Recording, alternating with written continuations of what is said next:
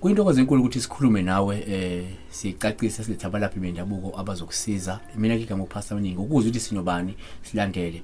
Dokotela kunjani? Cha siyaphila mphathi. Kuyintokozo ukuthi uyaphila.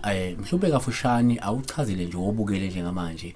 Ongenza njengamanje unentshisekelo kwathi ubani esimphethe namhlanje na. Sikhuluma nobani kahle hle? Ukhuluma novele wakaManana isibongo ohlala eMpumalanga ePetritif. Udume ngebhola, udume ngomlabalaba, udume ngani? Umuntu umelaphi wendabuko. Umuntu olaphayo ngasho njalo. Okay. Njengoba uyizwela ke mbukeli, uthi umelaphi? Akusho thina kusho yena. Nawe uyasibona isigodlo ilala phela khona. UyeJericho ungumthandazi, umelaphi wendabuko. Buti sisize la indlela mhlawumbe owenza ngayo wena. Uyahlola noma umuntu okhipha amakhambi nje, umuntu ufika asho ukuthi ayiphethwe ikhanda, ubheka uthatha insizi ekhanda umnike, noma umuntu ohlolayo, noma umuntu okhipha amakhambi nje, umuntu efike esho ukuthi ayiphethwe isisu, uthatha amakhambi. Cha mina ngimuntu ohlolayo. Ngaphambi kokuba ngikusize. Ngiqale ngikuhlolele qala wenele. Bese khani ke ngikusiza. Okay. So abantu bahlola ngendlela ehlukahlukene. Abanye bachitha amathambo phansi, abanye bahlola ngamanzi uzana isigubhu abuke amanzi, abuke isigubhu. Abanye ngokuhlukahlukana kwabanye uzana ikhandlela elithile elimhlophe akuhlolele ngalo. So ufuna ukubheka kuwena ukuthi yiphi mhlawumbe indlela oyisebenzayo yokuhlola. Cha ngithi ngubeke uqaqe lokhu mphathi mina ngisebenzisa umoya waseJericho. Ngibuye ngisebenzise inali ibhodlela. Bese sengisebenzisa na infridge. Okay. Ukuze ngithole inkinga yakho. So okusho kodwa ngifuna ukwazi ukuthi kuyenzeka yini noma kuyakhonakala yini ukuthi umhlolele umuntu ngaphandle kokusebenzisa ifridge noma ibhodlela? Cha kuyenzeka. Ngoba lo moya ula kimi. Ngale bhodlela nangale fridge ngisuke sengigcwalisa. Umoya ukimi. Egazini. Okay. Ekuzini ngasikwelapheni wenza njani umuntu ukuze umelaphe? Uqala njani? Yiphi step sokuqala osenza uma uzelapha umuntu? Ngiqala ngimhlolele eqala. Mase ngitholile inkinga yakhe bese ngiyamlapha. Ngifuna sibheke la ngodaba la lokugezwa ukulahlwa amathunzi nokugezwa. Ngifuna la sibheke ukuthi umuntu onetikolosho umlahla njani utikolosho wena? Uyakwazi ukulahla yini into yokuqala? Siyakhona ukulahla utikolosho la ekhaya. Ekulahleni kwethu utikolosho la ekhaya siulahla ngomuthi. Okay. Sisebenzisa nedu umuthi. Asisebenzisi thina inkukhu emnyama. Mawulahla utikolosho. Mawulahla utikolosho. Ngoba sibhilivela ethini ngale khani usebenzisa lenkukhu emnyama. Ithi ngaphela lenkukhu lo tikolosho ufike udle legazi lesigageni. Ithi ngaphela legazi bese uyabuya ku bese ngathi mina ngwazi umsebenzi wami.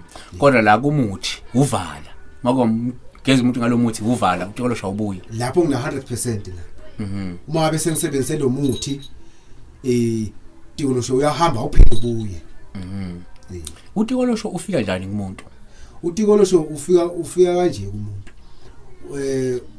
Ukubona ukuthi sokukhona utikolosho umuntu.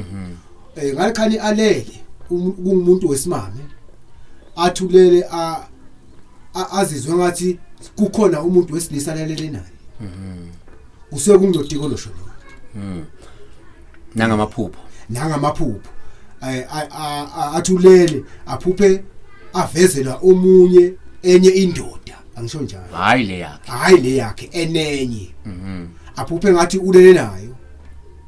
Lona mayiseqala sethi uyamfuna utholakala ukuthi yena so right. Kusuke sekunyatikolosho lapho. Ngifuna lokwazi ukuthi lo tikolosho ufika njani kumuntu ingoba uthunyelwa abantu abathile bekutetisa lo tikolosho noma utikolosho into ezayo nje ngokwemvelo noma kunezinto thina esizenzayo ezisidotshela labo tikolosho. Cha ngizokubeka ukucacela utikolosho usuke uthunyelwa ngabantu. Ukuze uzohlukumeza impilo yakho. So ushuthi ngamanye amazwi awuzizeli utikolosho. Usuke uthunyelwa ngabantu. So uma usukhiphile utikolosho ngoba abathakathi suke besekhona bese ngabe bamtedisa umuntu wenza njani ukuthi mhlawumbe utikolosho ungasabuyi lo muntu? Ngale khani ngisebenzisa lo muthi ngenza sure ukuthi lo muthi engisebenzisayo lento yakhe ngayiphindi ibuye sebaningi ngibasizile ngayo lento le lo muthi uwukhiye ophinde uvale nokuthi lo tikolosho noma bathiwa bayakuphinda manje bakuphonsa ngawo awusakwazi ufinyelela kuwe manje lo muthi lo ufike ugeze uthi maqeda ukugeza bese sewuphinda futhi uba isikhiya sokuthi lento ayisaphindi ibuye so umuntu onotikolosho ngale nje ukuthi mhlawumbe uphuphelala ucansi nani kukhona nokunye utikolosho ongakwenza empilweni yakho njengomuntu mhlawumbe manginawo nje mina ngalokuthi mhlawumbe uqosha indoda noma uqosha umuntu wesifazane mangiyindoda yikuphi okunye mhlawumbe ongakuphazamisa empilweni utikolosho mangabe ukhona uhambisa uhambise ngisho inhlanhla yakho ubona izinto zakho zingachubeki uthi unayo imali vele kuphelele ungasazi ukuthi imali uthi uholele namuhla awusana mali kusasa kusuke kunatikolosho la kuwe odlala imali la kuwe shuni ngamanye amazwi sesiphetha ukuthi wena kungenzeka umuntu nje uba ehlezi athi yazi imali ngiyibona iphelela lapha ngenzeka unotikolosho ngiyahola mina ngithi ngiqeda nje khola ivele imali le inyama la ishabalala engathi ngenzeni ngayo utikolosho osebenza lapho utikolosho wenza ukuthi noma unayo imali uyimose nje ugcina ungazazi ukuthi imose wenzani uthuwe soyiqedile imali ungasazi ukuthi hawu ukuthi angisakuthenganga manje kanti sizathi kunatikolosho la kuwe okufuna ukuthi ukhishwe wena makusuka inyanga uyasiplan ukuthi ayizokwenza ukuthi no4 no5 no6 makuphela inyanga isifikile inyanga imali ifika awusazenza zonke lento lezi uyokhumbula after ukuthi hayi man ngangitsho zonke 1 2 imali seyiphelile imali utikolosho okay zwileke mbukeli besibheka nje la fushane uyelapha lo muntu umelapha yeJericho ukukhuva lwenyanga uyawazi ke amaJericho nyawesaba nami ngoba abantu abazuma uthi kakhulu uthi ke uyahlola ahlole nangefiliji ahlole nasi ibhodlela leli ahlole nangomoya lwaseJericho kodwa futhi uyakwazi ukwelapha bofike kuyena akakwelapha ungahloliwe uqala uhlole eqala kuthiwe binoculars faka ipopolo kubukwe emva kwepopolo bese dry no inkinga yakho nalo usizo lwakho ulithole kanjalo